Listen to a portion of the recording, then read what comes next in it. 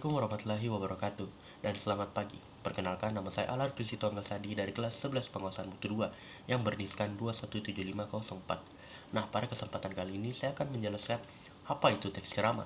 Nah, pada umumnya teks ceramah merupakan pidato ataupun cara bicara ataupun pesan yang akan disampaikan yang bersifat agama. Nah, tanda kutip di sini agama bersifat mengajarkan keajaran yang baik.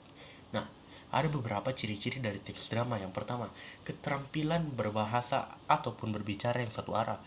Nah, untuk kita berceramah, kita tidak boleh labil ataupun memiliki dua arah pembicaraan. Kita harus fokus ke satu pembicaraan dan hanya satu pembicaraan tersebut yang akan dimodifikasikan.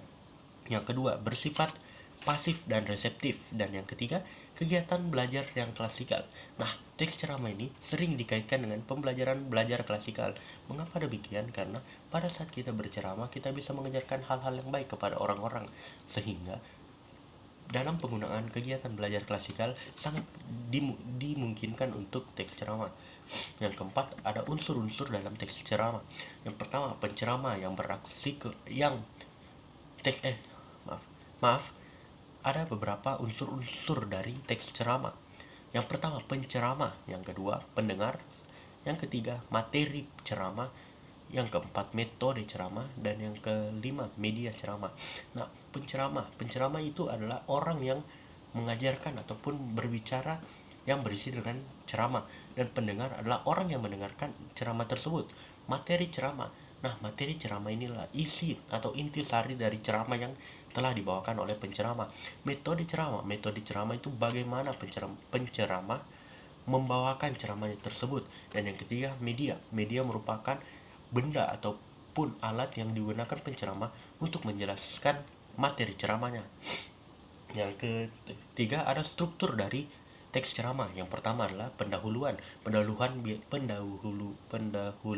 biasanya berisi tentang hal-hal umum tentang apa yang ingin dia ceramahkan.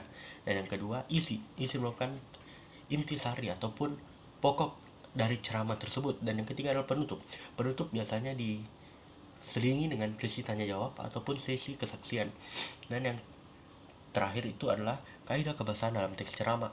Yang pertama, menggunakan kata ganti orang pertama seperti aku, saya, dan sebagainya. Yang kedua, menggunakan kata istilah. Dalam beberapa kata ataupun kalimat dalam ceramah, kebanyakan menggunakan kata istilah. Dan yang kedua itu menggunakan kata perbandingan. Seperti contohnya, kita mempunyai satu air botol aqua dan satu airnya itu le mineral.